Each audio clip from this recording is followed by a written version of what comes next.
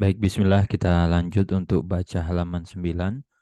Di sini ada pembahasan kemarin itu ya, untuk jual baju, kain dan yang lain yang bentuknya terlipat itu dibuka biar kelihatan bentuk dalamnya seperti apa.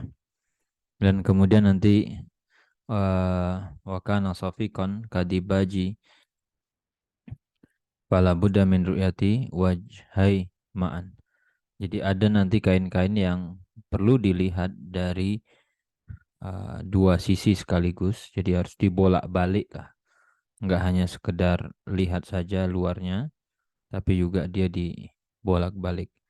Sofik itu tebal ya. Saubun sofik itu kasif, yaitu kain yang tebal. Nah, di sini kita lihat contoh yang diberikan. Dibaj, dibaj itu sutra. Ya, dibaj. Kemudian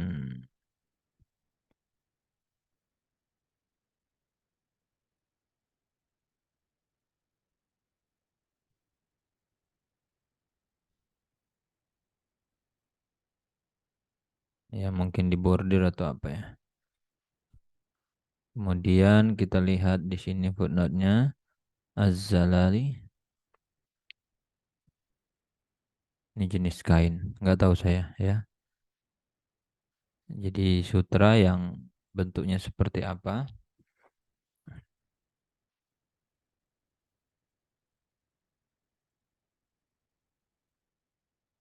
Kalau nakos itu kita lihat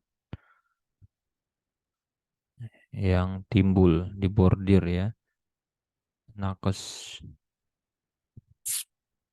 Jadi ya dia di bordir atau dibuat ukiran.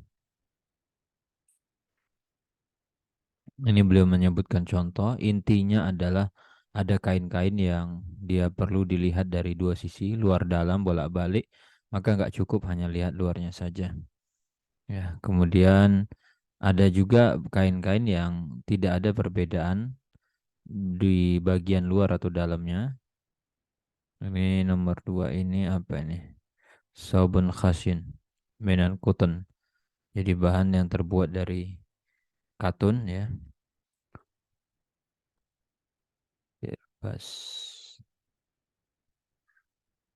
Kirbas itu pakaian yang kasar. Maka ini cukup dilihat salah satunya saja. Jadi intinya kembali kepada objek yang kita cek. Wala budda fi syira al-mushaf, untuk beli buku, beli kitab ya, mushaf itu kita bolak-balik apa namanya kertasnya, lihat keseluruhannya. Untuk kertas putih berarti kita lihat keseluruhannya. Kemudian fuqa faqala libadi bi fathi rasi. Oke, apa tokat itu ya? Tokoh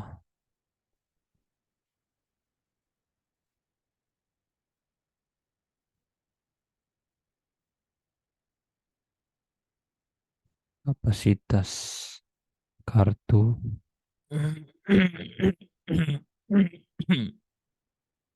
batas daya produksi tenaga.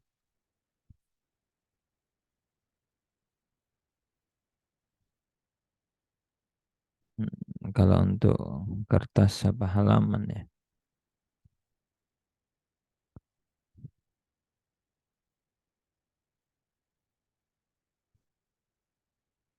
Fuko, fuko,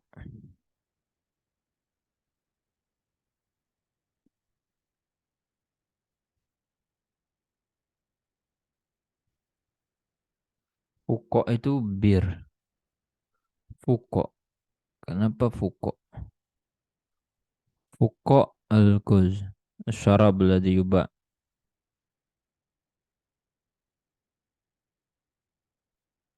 Enggak tahu apakah bir yang memabukkan.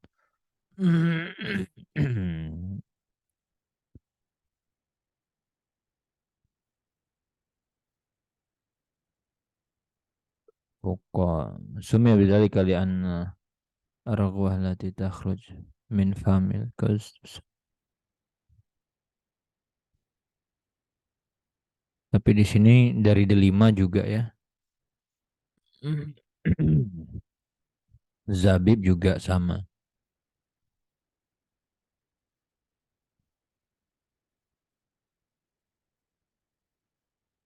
Jadi minuman-minuman buah, gelembung.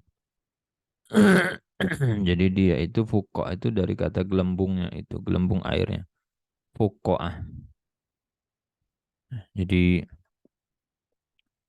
faqala al-ibadi yaftah ra'sah wa yanzur fihi biqadril imkan. Jadi bisa dari delima, bisa dari anggur tadi, maka dibuka tutupnya, kita lihat sebatas mana yang mampunya, maka itu sah jual belinya.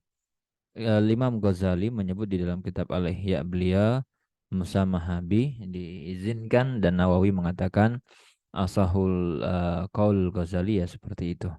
Lalu kemudian di sini lihat riba fi zahabi wal fiddah wal mat'umat wala yajuzu bai' az-zahab biz-zahab wal fiddah bil fiddah illa mutamasilan naqdan. Riba bil qasr wa huwa fil lughah ziyadah. Riba itu artinya bertambah atau pertambahan. Secara syariat adalah ziyadah fi zahab wal fiddah, tambahan pada emas, perak dan segala makanan tadi ya, bentuk makanan. Ibn Rifah menyebutkan di dalam Al-Kifayah fihi nazar, di sini perlu di apa namanya? Berikan catatan wa qala fil matlab wa akhdhu mal makhsus bi ghairi mal.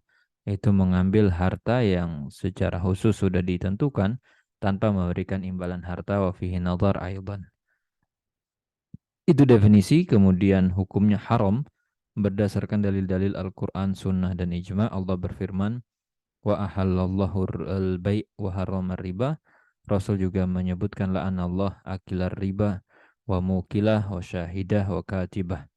Kemudian riba itu tidak diharamkan kecuali pada emas, perak, dan bahan makanan. Rasul mengatakan la tabi'uz zahab biz zahab walal warik bil warik walal burru bil burri walal syair bi syair. Jangan kalian jual emas dengan emas, perak dengan perak, bur dengan bur, syair dengan syair, walal tamar bit tamar, walal milh bil milh, garam dengan garam, illa sawaan bi sawain, ainan bi ainin, ya dan biadin. Walakin bi'uz zahab bil warik. Tapi kalau emas dengan perak maka, atau warik bil zahab, perak dengan emas, bur bil syair atau syair bil bur, tamar bil mil bil tamar, kaifa syi'tum, terserah kalian.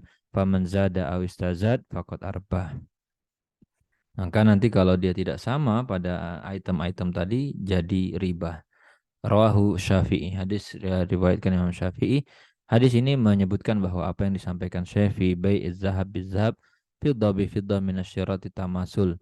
Dipersyaratkan ada tamasul, kesamaan, dan kemudian serah terima secara tunai, qobad fil majlis, kama tusyarat hadis salasa, sebagaimana ini disyaratkan dalam zahab dan fiddah, maka juga fil mutamasilat minal at'imah, pada makanan-makanan yang lain. Maka yustarat fi bai'il qum, gandum dan yang lainnya seperti itu. Jadi harus serah terima ya dan biadin dan sama.